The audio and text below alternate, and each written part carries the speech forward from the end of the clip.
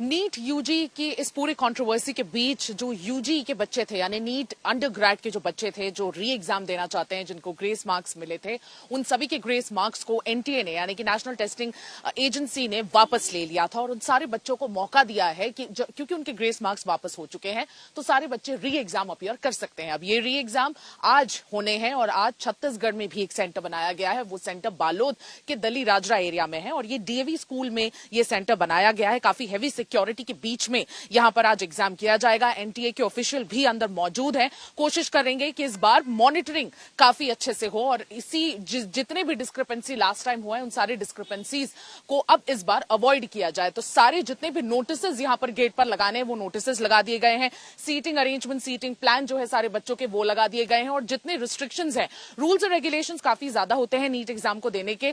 बहुत सारे चीजों को अवॉइड करना पड़ता है। हैवी क्लोथिंग पहनना अलाउड नहीं है। ज्वेलरी स्टेशनरी टिफिन बॉक्स ये सब कुछ भी ले जाना अलाउड नहीं है। और इस चीज को और क्लैरिफाई करने के लिए यहां पर भी आप देख सकते हैं कि किस तरह की चीजें प्रोहिबिटेड हैं अंदर ले जाने के लिए। और यहां पर कुछ ऐसे बच्चे मौजूद हैं लेकिन सबसे पहले मैं आपको दिखाऊंगी कि earphones eatables goggles camera heavy notebook watch pen drive calculator ये सारी चीजें आप लेके नहीं जा सकते हैं और हैवी क्लोथिंग भी आपको नहीं पहननी है। काफी सिंपल क्लोथिंग होनी चाहिए और इसीलिए सारे जो कुछ बच्चे हैं जो रीअपियर करने को आज आए हैं यहां पर आज हम उनसे भी संवाद करेंगे उनसे भी बात करेंगे कि किस तरह से वो रीअपियर करने यहां पर आए हैं और क्या मेंटल उनके अभी स्टेटस है कितनी तैयारी के साथ इस बार वो वापस पहुंचे हैं। सबसे पहले मैं आपके पास आऊंगी। कहां से आए हैं आप और पिछले बार एग्जैक्टली क्या हुआ था? सबसे पहले आप बताएं कहां से आए हैं।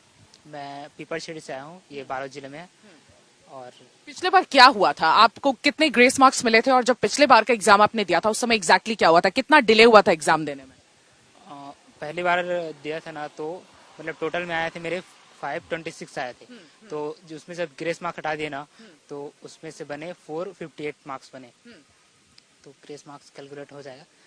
हाँ। और कितने देर लग गए थे एग्जाम पेपर आने में? क्योंकि ऐसा जानकारी मिली थी कि बच्चों को काफी लेट एग्जाम शुरू हुआ था उसकी वजह से ग्रेस मार्क्स दिए गए थे। तो कितना लेट हुआ था पिछले बार? हाँ, तो पहले बार ना जब सबसे पहले बार हम लोग एग्जाम दिलाए थे तो आदर्श बॉयज स्कूल बालोद में था उसका सेंटर। तो सबसे पहली बार दिए पेपर। फिर उसके बाद ना उसको बनाने बोले तो हम लोग बनाते ही रहे। फिर 45 मिनट आके बाद बोलते हैं कि ये आप दूसरा बनाइए। फिर उसके बाद दूसरा वाला दे दिए। फिर उसके बाद हम लोग को वो भी बना रहे थे। फिर एक बार फिर बदली किए। ऐसे ऐसे करते करते एक दो बार बदली किए और फिर हम लोग को मतलब कि अगर टोटल ऐसे देखा है ना तो 45 मिनट का पूरा गैप हुआ था।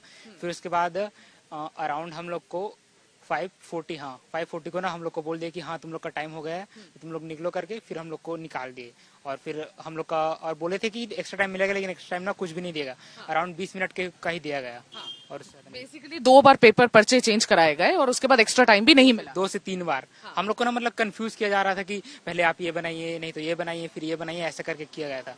और वहाँ के जो क्या बोलते हैं जो कोऑर्डिनेटर होते हैं या फिर जो हेड होते हैं ना उस सेंटर के वो भी एक दो बार आए थे और वो खुद भी कंफ्यूज लग रहे थे कि क्या करना है क्या नहीं बनाना है। ऐसे मतलब कि उन लोग का ट्रेनिंग भी ठीक से नहीं हुआ था ऐसे लग रहा था। अच्छा, उन लोगों को भी काफी लिमिटेड जानकारी। हाँ और एकदम ना मतलब कि जो ट्रेनिंग अच्छे से होनी चाहिए ना कि इन्विजिलेटर को ये इंस्ट्रक्शन दिए जाते हैं कि आप ये ऐसे बच्चों को बताइए आप ऐसे बच्चों को इनका एडमिट कार्ड यहाँ पे लीजिए यहाँ पे साइन कराइए। वो ना एकदम प्रॉपर तरीके से फॉलो नहीं हो रहा था। अच्छा। एकदम मतलब कि वही काम चलाओ टाइप से हो रहा था। ऐसा लग ही नहीं रहा था कि नीट का पेपर है ऐसे। तो आप लोग के मन में उस समय क्या हो रहा था? क्या आप लोग को इतना क्योंकि पेपर बदली जा रही थी और आप लोग तो बिल्कुल एक पेपर के लिए प्रेप होके आए थे तैयारी करके आए थे बार बार बदला जा रहा था तो क्या लगता था?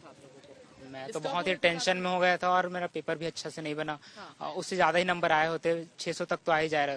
मतलब कि टेंशन आ जाता ना इतने साल भर की मेहनत और ये लोग इतने मतलब कि बर्बाद कर देते हैं अपनी लापरवाही के कारण।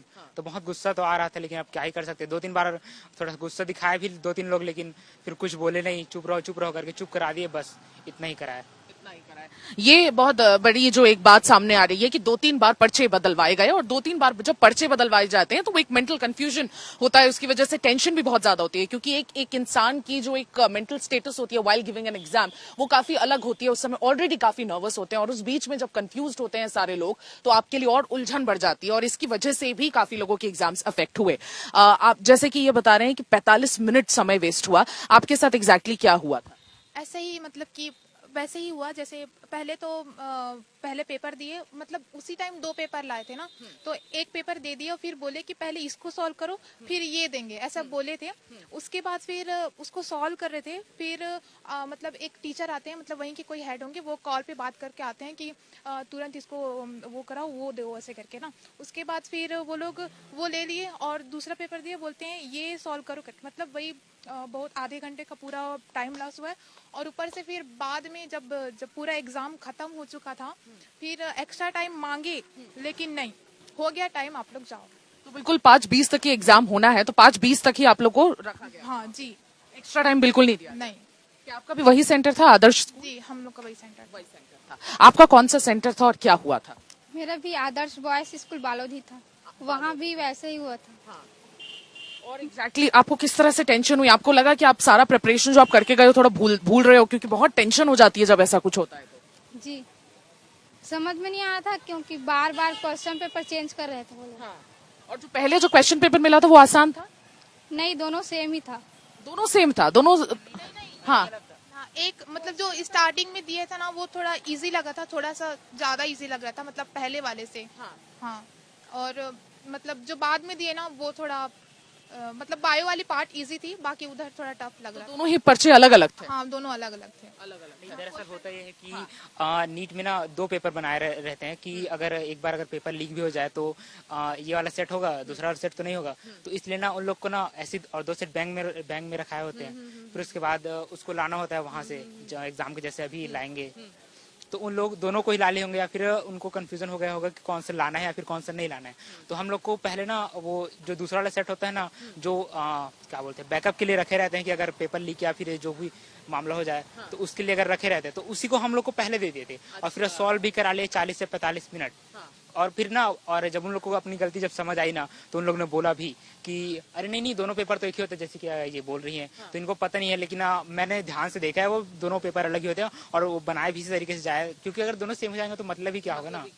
एनटीए जो एग्जाम कराते हैं, उस जो एजेंसी एनटीए है, नेशनल टेस्टिंग एजेंसी, जो एग्जाम कराती है, उसके डीजी को, डायरेक्टर जनरल को हटा दिया गया है इसी लापरवाही की वजह से।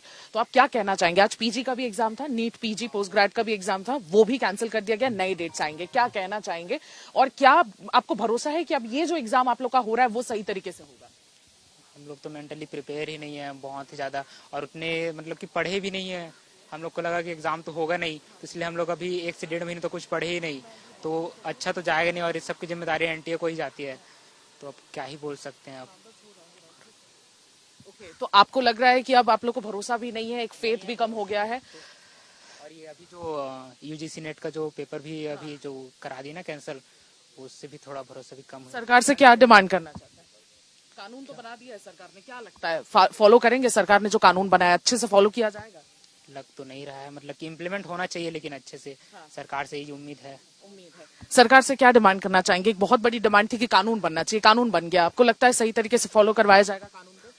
मतलब अभी जिस तरीके से सिचुएशन है तो होना चाहिए, बाकी लग तो नहीं रहा है, लेकिन मतलब ये सब आगे नहीं होना चाहिए, क्योंकि इतने सारा बच्चे लोग का पूरा होप रहता है, पूरा कई डिप्रेशन में पूरा बर्बाद है, पूरा 1 साल वेस्ट। आप लोग को री एग्जाम के लिए भी ज्यादा टाइम नहीं दिया गया, जो मैं समझ पा रही हूँ, उसके बारे में जरा बताएं कि प्रिपरेशन ऑलरेडी हो चुकी थी, फिर री एग्जाम हुआ, मतलब ग्रेस मार्क्स मिले, फिर री एग्जाम्स की बात की गई, अब री एग्जाम्स की भी जब प्रॉपर प्रिपरेशन हो पाया है आप सबका?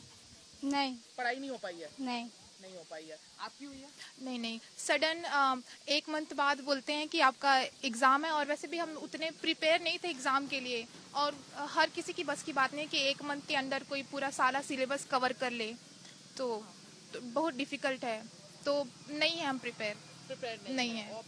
एब्सोल्युटली, आप लोग प्रिपेयर्ड भी नहीं है। बहुत कम प्रिपरेशन के साथ वापस ये यूजी के बच्चे, नीट यूजी के बच्चे अब आए हैं री एग्जाम रीअपियर करने के लिए। बहुत कंफ्यूजन है और उम्मीद कर रहे हैं कि ये कंफ्यूजन दूर हो जाए। मैं सुमी केवल पटेल, वीडियो जर्नलिस्ट राघवेंद्र पांडे के साथ, बालोद, छत्तीसगढ़ से।